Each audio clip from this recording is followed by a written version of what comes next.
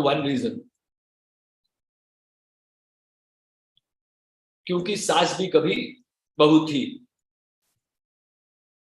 Meaning, I was all of 24 years when I set up my own advertising agency. As I said, at that point in time when I started off, startups as a word did not exist. Entrepreneurs, yes, but then no one used it in the sense that they use it today. In fact, if you look at it at that point in time, if you were in a marriageable age group and you were doing some business of your own, okay, the idea was you would find it very difficult to get proposals compared to if you were working for the government or some private good job, a bank maybe, you would get more proposals from eligible suitors. So the whole thing that at that point was, if you are on your own in the business, it's very insecure, and if you are employed, then it's a secure job that you've got, and therefore people would think about giving you their daughters, etc., etc. So, but I somehow had this. I used to work for an advertising agency before I started off on my own. I worked for 2 years in Delhi in a MNC agency then. But soon I found out that I'm being a Punjabi, and that too, a slightly short-tempered one. I couldn't work for someone for very long, and much sooner than later, I had a huge row with my immediate boss, and I had to throw up my job and come back to Nagpur and start this agency. And when I was all of 24, in fact, the 1st of March, that means day before yesterday, we celebrated our 36th anniversary of Shell's advertising. So it's been a good journey, 36 years, yes, but then at that point of time, whether the word existed or not, I was a startup, and I've been through all the pains and all that you would be experiencing or would experience as you move forward. So therefore, probably I can relate to what is really needed to be successful in this environment.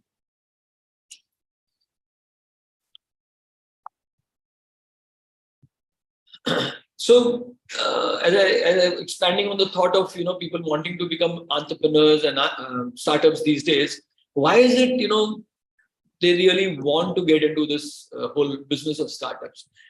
There is definitely there are always going to be some people who are who have this thing about being an entrepreneur in their DNA. They would always thrive on their own, but then because today it's become very, very, very glamorous, people have started getting into it and wanting to say in parties, etc., yeah, I bought a startup. So this quote never leaves me. This is by, I don't know whether you have heard of Nassim Nicholas Taleb, one of the finest thinkers today, I believe, in our generation here. And he says the 3 most harmful addictions are heroin, carbohydrates, and a monthly salary. So before you get addicted to it, if you are able to break out of it, you become a startup. Once you're in it for some time, then, as he says, it's the biggest addiction. That first of every month, getting that 1 lakh rupee into your account and that SMS coming, you just can't live without it after that. You can't think of a day when it will be the first of the month and you have no SMS telling you that there is an X amount that has been deposited in your account.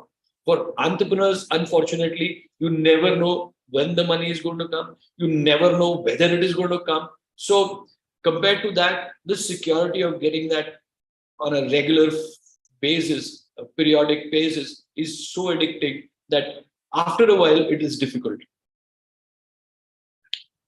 So we want to be startups because 2 reasons I find out when I talk to people, youngsters today. Yeah, one is, of course, they want to be rich, they want to make a lot of money.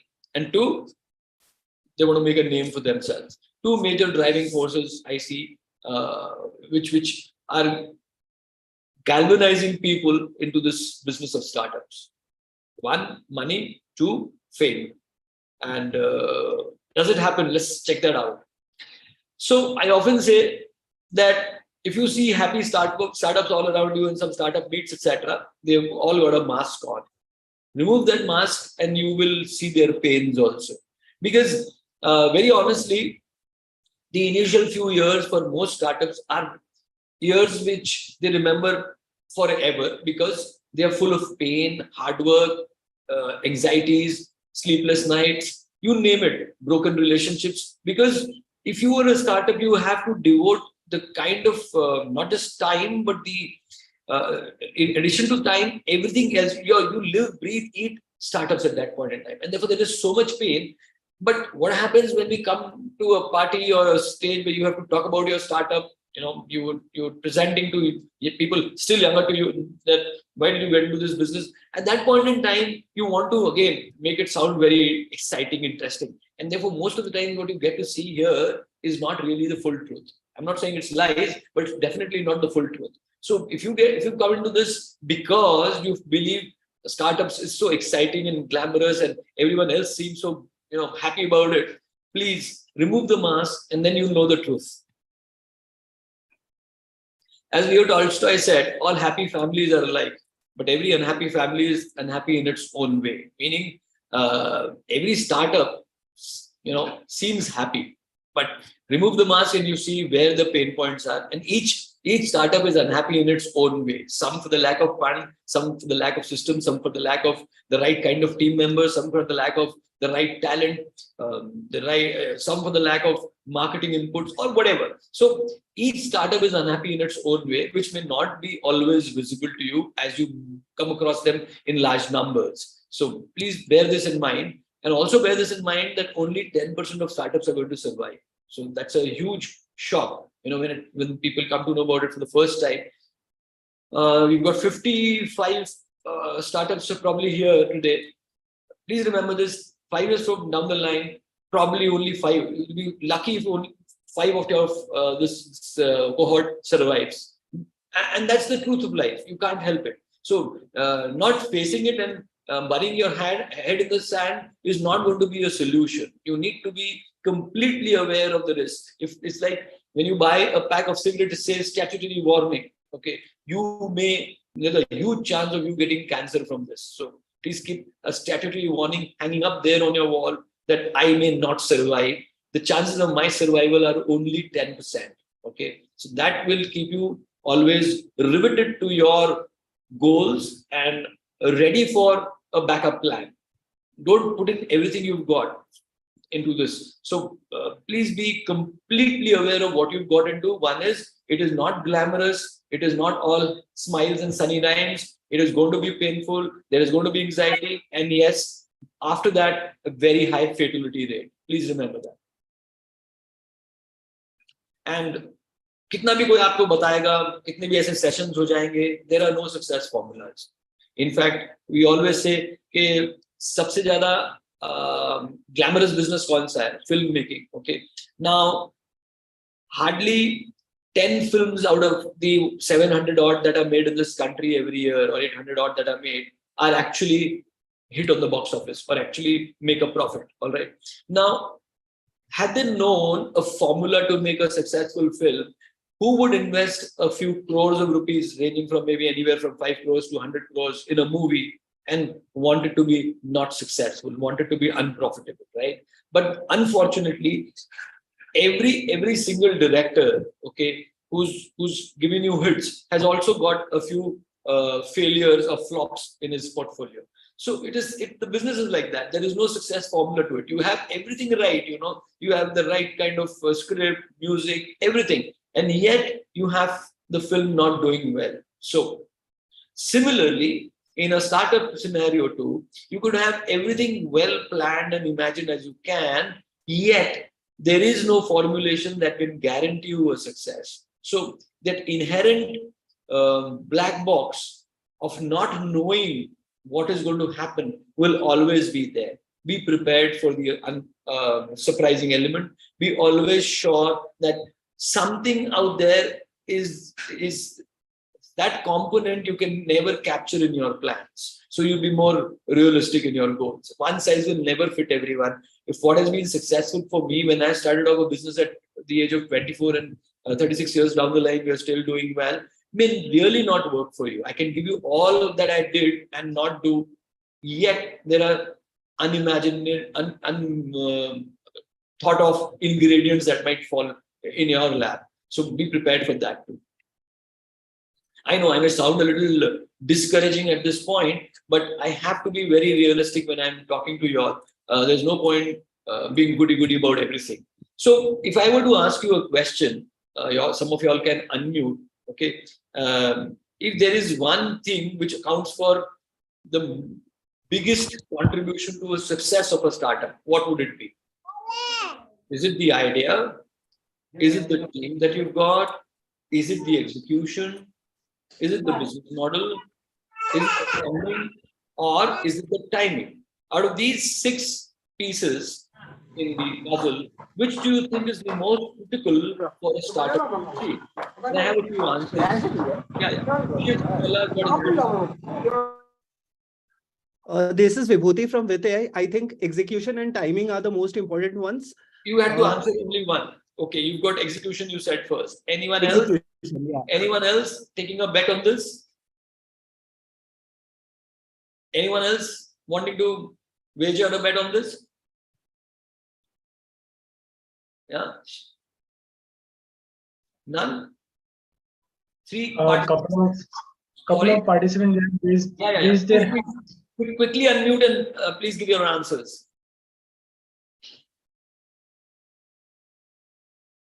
Five participants have raised their hands. Why aren't they speaking?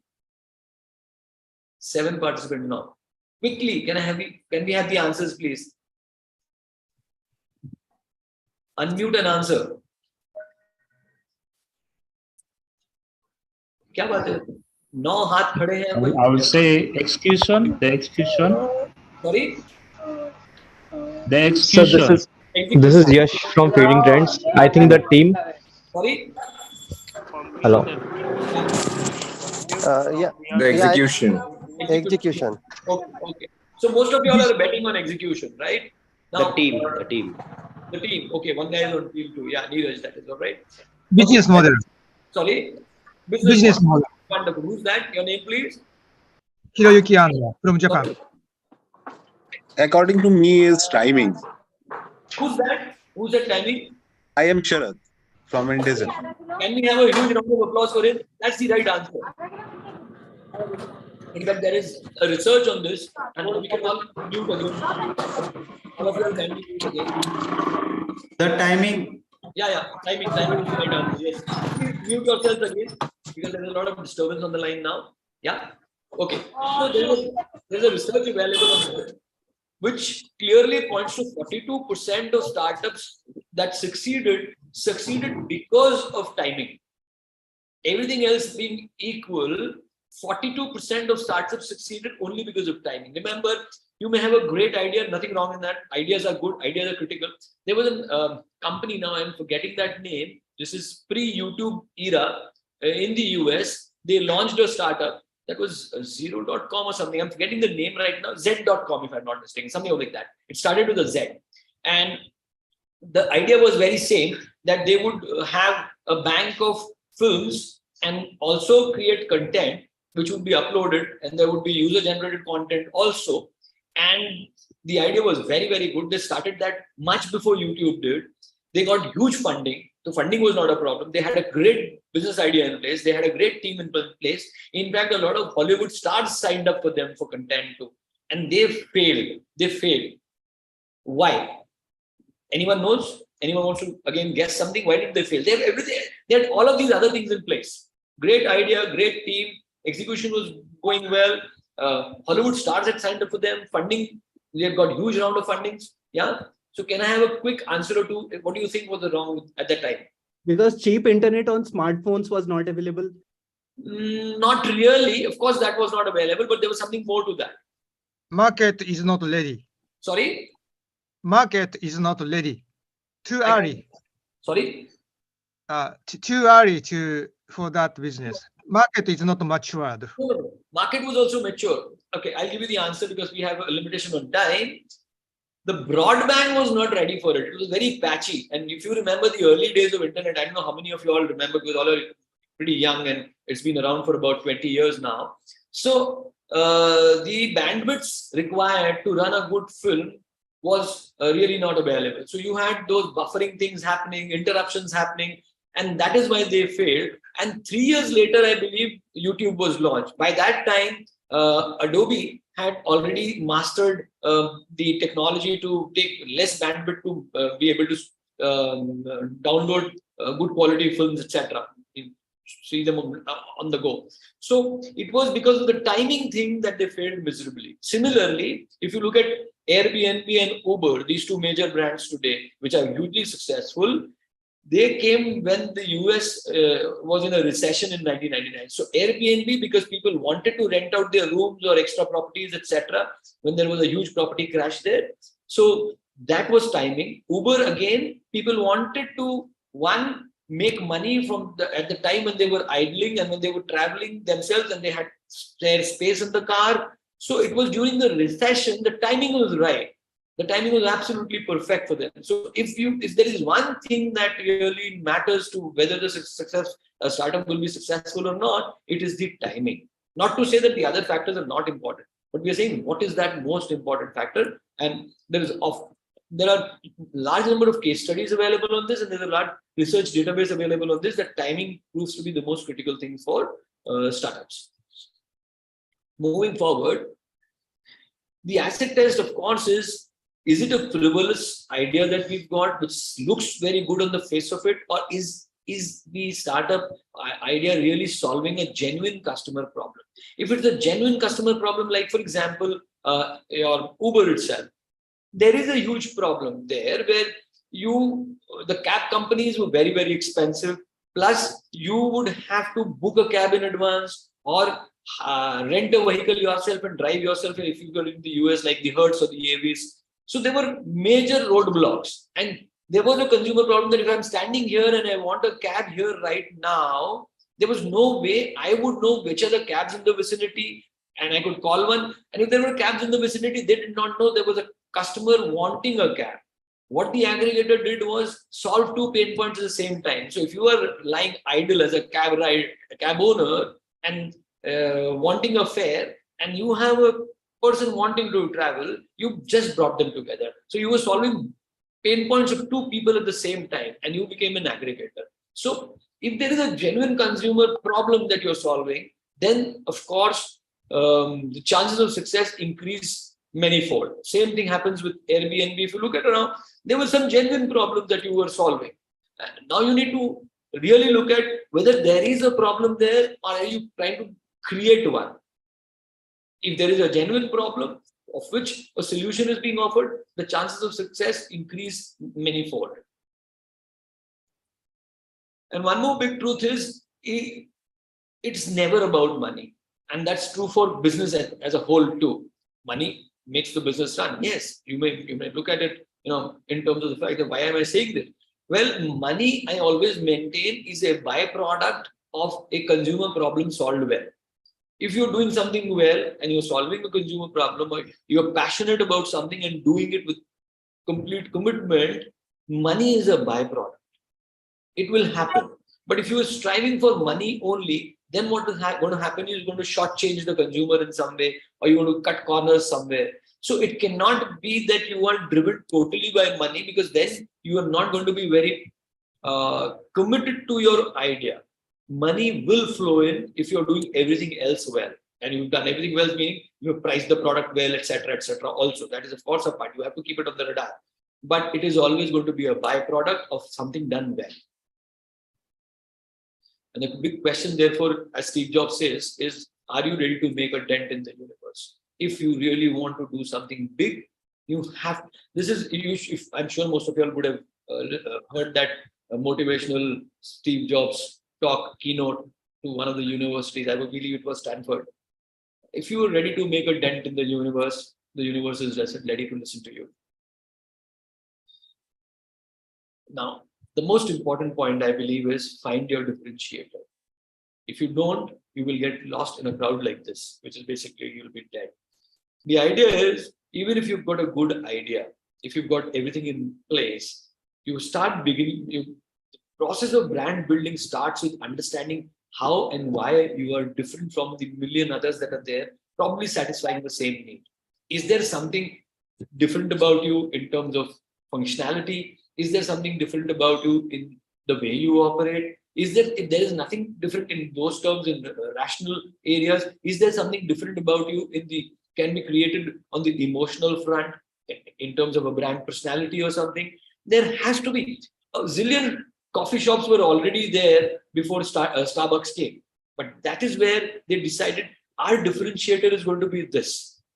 The moment that happened, and you see what Starbucks is today, it's a global brand charging a premium for the same cup of coffee, you're paying 3 times more, and you're still saying, yeah, nothing like a Starbucks experience. So you have to figure out if there is no real rational differentiator, you have to create an emotional one. Better still, if you have a rational differentiator, can you overlay an emotional differentiator over it, and that becomes the strongest bonding solution for a customer.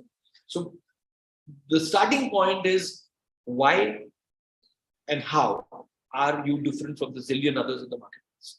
That is only you can figure that out, because you know your business model, you know your target audience, etc., etc. So before we even get into that, was the starting point to be able to build your own brand.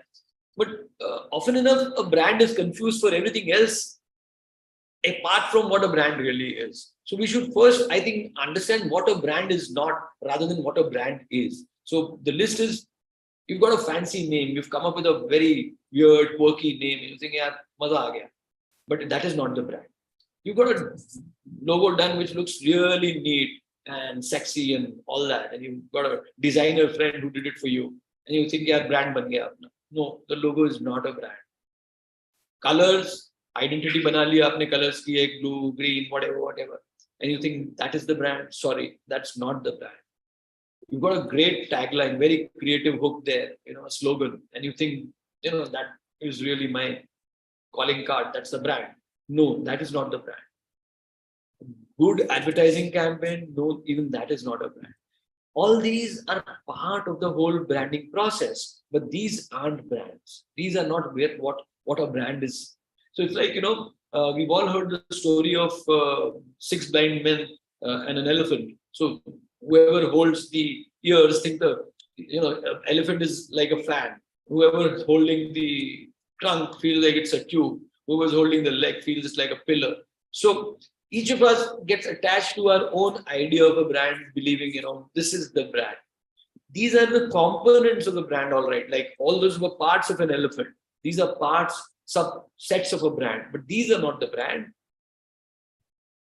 The brand is the real reason of existence. Why do you exist? It emanates from something so true to yourself, the DNA, the whole value system that you've got, your complete offering. That is the brand, and therefore it lives on so many layers. So first, awareness. Yes, that's an important part of the brand. Distinctiveness. People know it, but what do they know it for? What, again, differentiation is a word I had, distinctiveness. What is different about you than the others? And when your name is mentioned, what comes to my mind? That distinctiveness. Consistency. Time and again, the same thing is repeated in different ways maybe, but the essence, the core remains the same. So consistency.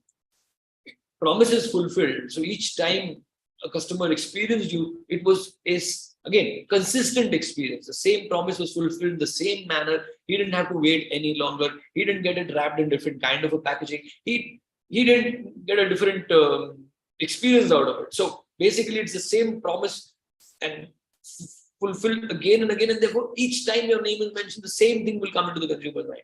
Ultimately, it's a story that gets built around you. So therefore, it's a story. Ultimately, it's a perception. A brand exists nowhere but in the mind. All right, please understand this. What is being sold or what we sell is a product. What the consumer is buying is she's not buying just the product. It's a bundle of expectations that is being bought for some promises that they believe will be fulfilled, and therefore it's the brand that is being bought. What is being sold, what is being manufactured in the factory or in the kitchen is a product. What is being consumed is a brand. And ultimately, if all this keeps happening consistently well, then what is getting built is a relationship. The brand, I always say this, the value of the brand in terms of financial value represents the strength of the relationship that the brand has with its core audience. So the greater the value of the brand, that means the stronger the relationship. The weaker the lower the value of the brand itself, valuation of the brand, that means the weaker the relationship with its core audience. Sometimes the core audience thins over time. And then also you have very few people very strongly attached maybe, but the market keeps shrinking. And therefore it represents the valuation of the brand. Another two things, we often use these words, brand identity and brand image. Anyone tell me the difference between the two, please? Can anyone tell me the difference between the two, brand identity and image? So if we take an example of Apple, the logo of the Apple is the identity of that, and the image is like the best phone in the world. Quite there, yes. Okay. Anyone else wants to elaborate on that? The identity, it seems to be that what the brand stands for, and image is predominantly something that would be related to the market, the kind of market performance that they are giving. Not there actually. Koi baat nahi. Can we have? Yeah. Hi, Shweta from Starcross. Yeah. Brand identity is something that the brand is trying to project, and image is something that is perceived by the market. Wonderful. Can we have a round of applause for her, please? That's the perfect answer. So identity is intent, image is the result. All right. Please understand this, because often enough we don't have clarity about these two concepts. What the company wants to build is the identity. So if I'm using a certain logo design and colors, etc., I'm not using them just because they look good. I'm using them because they represent a certain truth about me, right? So if I'm, just for example, if I'm environment friendly and I happen to use green colors to reflect that DNA, the truth about the brand, okay? And therefore I want the consumer to perceive that I am an environmentally friendly product. This is just an illustration, right? And if the consumer starts thinking the same thing, yeah, this company is conscious about the environment and therefore I should be loyal to this company or buy this product, etc.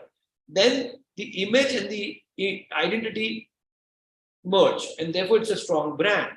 But if the intention of the company is to build a brand around something and the consumer thinks something very different from that, so there's a dislocation there, and therefore the brand is weak. So we need to understand, when we are wanting the consumer to think something about our brand, we have to use the cues and all that we do to exactly get the same response to our stimuli from the consumer.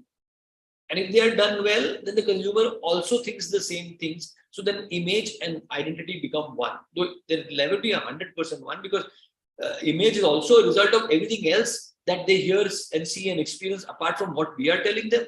As a company, I have certain communication happening for my brand, but as a consumer, they're also exposed to competitive communication, things in the media, word of mouth, etc. So there are a lot of interferences. So therefore, the image will be a net result of all that they gather, including my communication. So therefore, we need to be very conscious of the fact that we are communicating in an ecosystem and you are not the only voice. But the more stronger, clear, and the more truthful your voice, representing a brand truth, the better the chances of the right kind of image being created. So one is from the sender's side, the other is from the receiver's side. I hope that clarity is there now, right? So why digital? अब ये हो गया brand का basics, कितना जरूरी है हमारे लिए brand, क्यों चाहिए, right? Actually digital because the writing is big and bold right there on the wall, which is this, all right?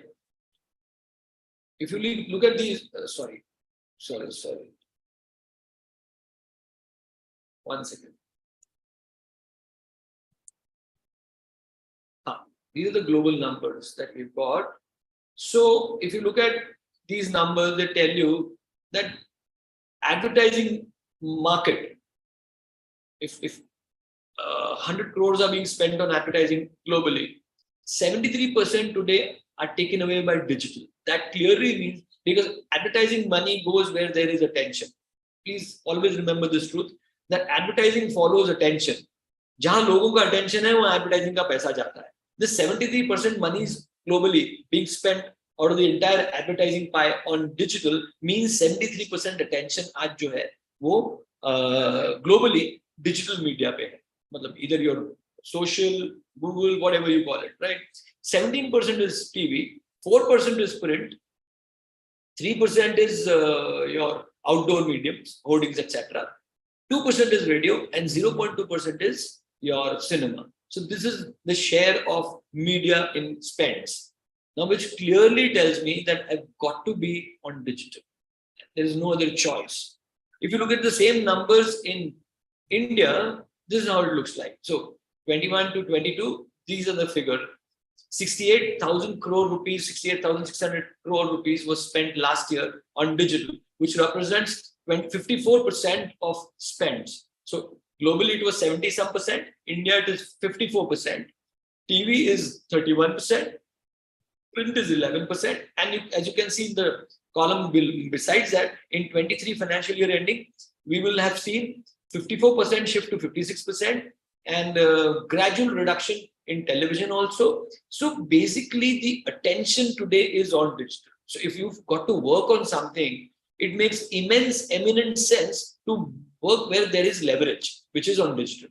And I mean, at least similarly, your focus should be 56% digital and the rest maybe a little less. And since startups are normally hard on budgets, so it makes sense again because digital there is a lot of work that can happen at a very cost-effective ways.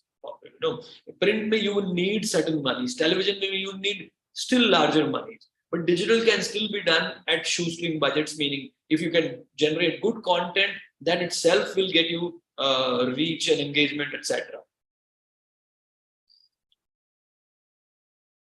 We looked at why digital. Now let's answer the question: what's digital? So in my humble opinion, this is what digital is all about. So it is, of course, a 45 or 50-minute session that cannot do justice to the whole thing, but I want to give you a broad outline so that at least you're cued into where, how, what's of things. So of course, it begins with websites and apps. Then just having a website will not help if people can't find it or if people don't know about it, because there are some billions of websites out there. So you need to do what's called a search engine optimization, which helps your website get some traffic and traction. Then there is search engine marketing. So because SEO is also technical and expensive, and if you want, it takes time, it will take at least 6 months for a website to kind of come in the first 2 pages. So by that time, it may be too late for some startups. So you need to have some budget for search engine marketing, which is basically when some keywords are inserted and searched, your website still shows up on a paid as a paid link. Then there is social media marketing, which is basically being present on social media sites like Facebook, Insta, etc., etc. Then there is email marketing, lots of people there, but let me tell you, this still has the best cost to result ratio, email marketing. Then there is ORM. ORM is online reputation management. You have to ensure that you have a good reputation online, for which you have to constantly answer queries, overcome doubts, negative comments, counter karna, and all that forms a part of the ORM. And finally, the most important piece to digital is content, because everything that you send out on digital is content, whether it's a video, whether it's a post, whether it's even a blog, whatever you do, whether it's a YouTube channel thing, everything ultimately is content. So the better the content that you are able to create, the greater the engagement, the greater the algorithms are going to. Finally, all algorithms reward engagement. Remember this. They are there because they want stickiness.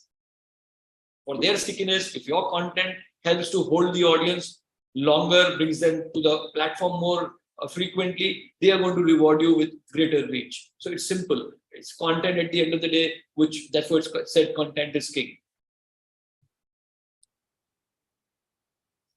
And once you've understood this, then you need to understand the poetry of digital. We call it poem, and which is very simply, you've got 3 kinds of media: paid, owned, earned media. POEM, paid, owned, earned media. So the 3 kinds of media that you have on digital, you need to understand this and work on each of these separately. So in the paid part, you will have all kinds of paid activities, pay-per-click, display ads, retargeting, remarketing, paid social campaigns, branding campaigns, native ads. Influencers today play a big role. So all that is your paid media. जिसके लिए आप पैसा देके attention खरीदते हो, that is paid media.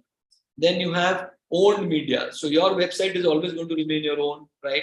उस पे क्या करते हो आप? आपके ब्लॉग्स आपके खुद के रहेंगे.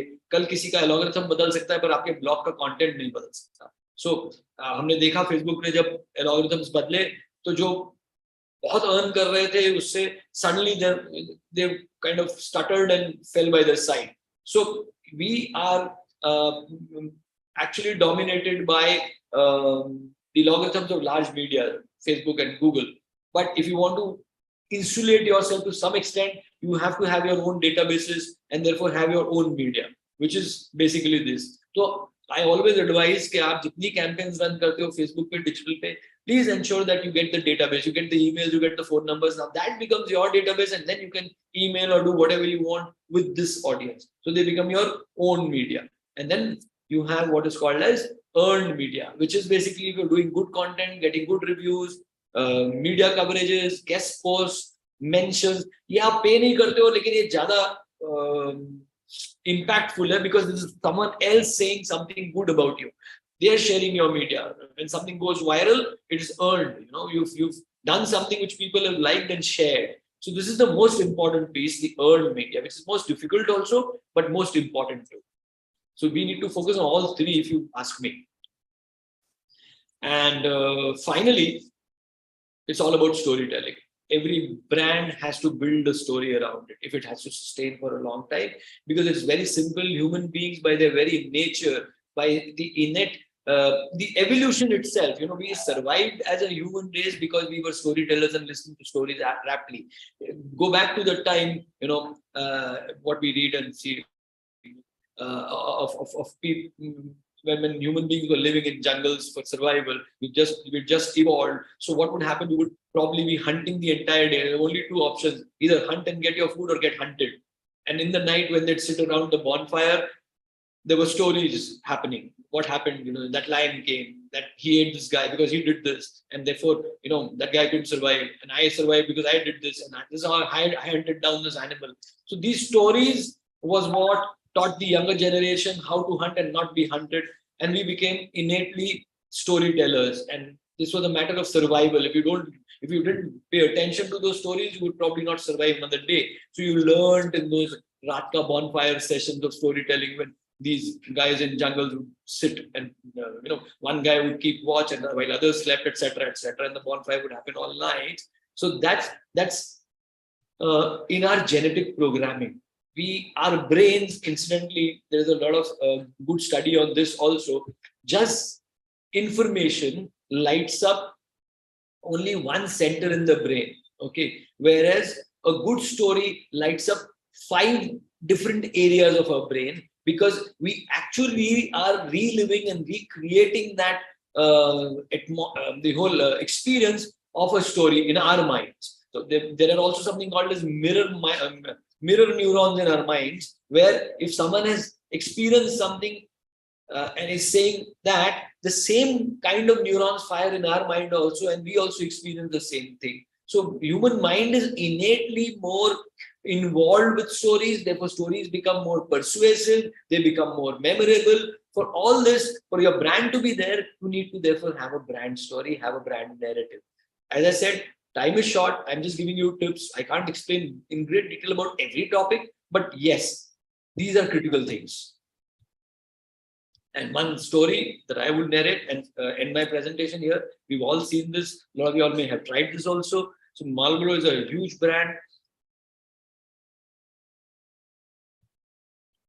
There's a nice story about it.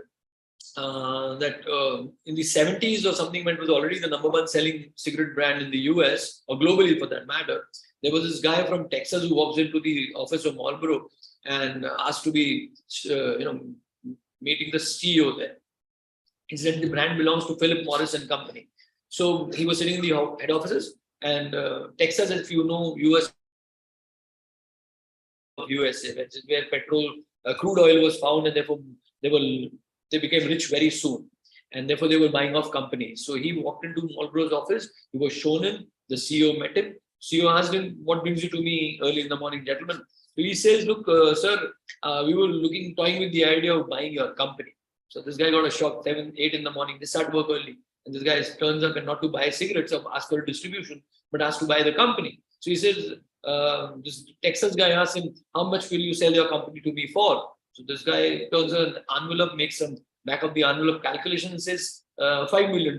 So he said $5 million back then was a big amount. So let me go back, consult my financial guys, and I'll come back to you with a counter offer next week. He said, okay. Next week, I promised, this guy comes back. And again, the same meeting, same coffee is served, and they are talking about it. I said, look, we've had a discussion internally, this Texan guy says, and what we are actually interested in buying is the rights to this red and white pack and the name Marlboro. We don't want your factories, etc., etc. We just want the rights to this. How much would you sell that for? So now, this time, the CEO of Marlboro doesn't even do a back of the envelope calculation.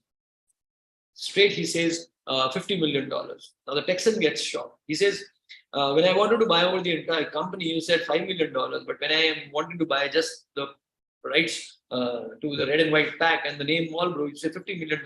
Why the 10 times high? So this gentleman is said to have got up dramatically. There were Venetian blinds behind him.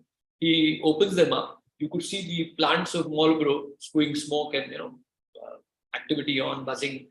And he says, look, he picks up this pack from the table. He says, look, if I sell this and you leave all that to me, that is worthless. If you take away all that and leave this pack to me, I can create all that in the next 5 years. The value, gentlemen, lies not there in the plants. The value lies in this. So this is more expensive than all that. And that is the real story of a brand.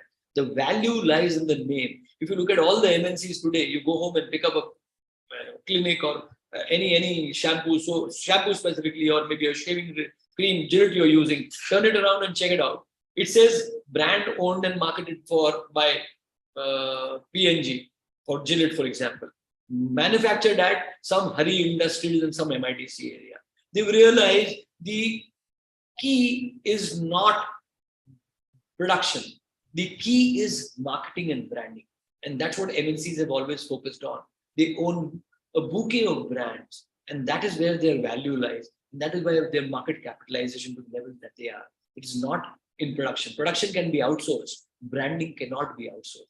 And today you have an opportunity to achieve all that faster, quicker, easier, cheaper on digital. So that's, ladies and gentlemen, is the story of branding with the quote from Peter Drucker. There are only two things in a business that make money: innovation and marketing. Everything else is a cost. Everything else is a cost center. So either you're innovating or you're marketing that innovation. Everything else is a cost for a business. With that, thank you so much for being patient and listening. If there are any questions. I guess Mr. Shiv, he has something to ask. Yeah. Shiv, you can go unmute yourself and go first. Feeling trends. It was for the previous session. Sorry. Hello. Yes. Hi, Sanjay sir. I am Yash from Feeding Trends. So basically, we are India's first social blogging platform, and we are kind of into content platform, user-generated content platform, and we generate revenue through advertising and all. So, seeing your profile and going through the sales website and all, I am really looking forward to connecting with you and exploring the possibility where learning more and how we can increase more on advertising and all, if that is possible. Always welcome on the personal side. We'll catch up. Don't worry. Thank you so much. Can you share that contact detail again? Yes, I just missed it. Yeah. I'll just share that. 1 second. One moment now. Yeah.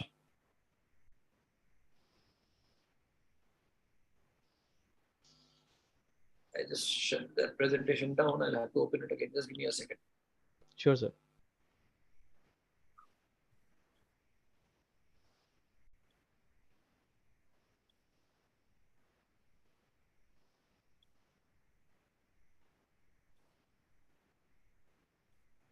So while you're opening, sir, I would just ask the question so that he can. Yeah. Is this visible now?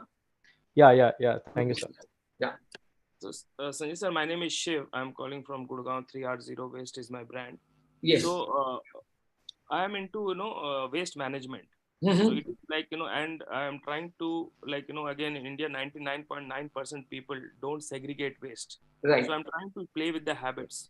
So a company like this, what sort of brand promotion do you think is the best suitable?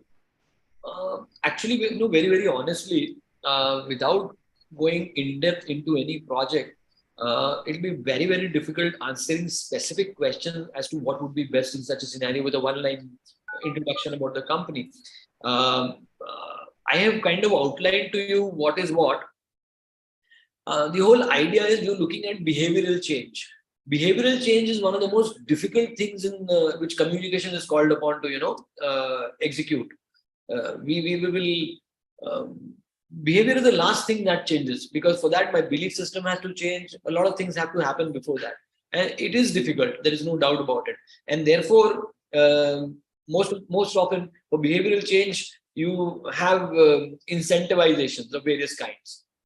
Unless that happens, people don't change. So can there be an incentive built into changing my behavior for, say, whatever disposable waste I have? If there is no incentive, take it from me, it is very difficult, because an education thing will take a long time to happen, right?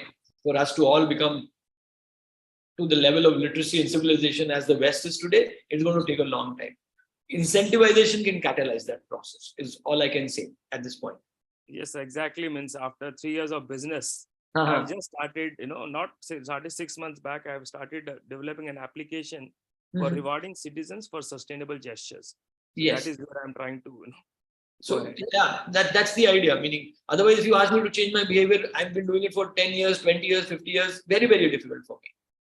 Absolutely. Different intervention is required for that. And the incentive need not always be money. It could be a different kind of a reward, recognition, etc., etc. Right. Thank you very much. So I guess our time is more or less done. I've shared my details with you. In case there are some specific questions, we can connect on mails, etc. I have a question, sir. Yeah. Sir, just one question, because you are such a big name in the marketing No, industry. I'm not a big name, please. We are. But thank you so much for giving me the difference in between, actually helping me get the words right about what is brand image and brand identity. Yeah. So we are working as a company. My startup is Delta Botanicals, and we are working with cannabis-based biopharmaceuticals. Now we are trying to work with cannabis, and we are trying to develop drugs out from it, which are registered by CDSCO and not just Ayush drugs. So, but when we're working with cannabis, there are a lot of things that come up. So my question, it's like a taboo drug, it's this and that. And I am really thankful to Lemon Ideas to give me this opportunity to get a chance to communicate this and ask some input from you. So what is your take, and how would you like this to be? Like, what is the suggestion on how do we market and create an identity with a plant which has been heavily misunderstood, knowing that it also has a lot of therapeutic values and it has a lot of things to add to the economy when it comes to finances and revenues. So what is your take in it, please? No, I think if you look at what is happening in the US today, they have nothing but positive press happening about it. So, right.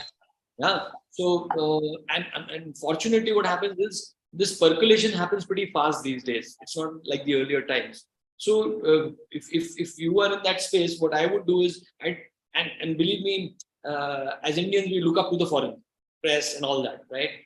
So if I can somehow find ways to amplify what is happening there into my context, contextually sahi rakhte hue, I've got a highway to glory here. So saying that in my LinkedIn page, or, and things there, we start propagating that exactly. We start making more authoritative and thought leadership articles saying this is what has been happening, and we try, projecting that. Is that what you're saying, sir? Basically, getting all the good material from wherever it's published, seen, videos, etc. Then building a story around it in our context, with our context in mind. Contexts are very different, na? That's why. So उसको हमारे ethos के साथ contextualize करके उसका support use करके that is where we need to build our story.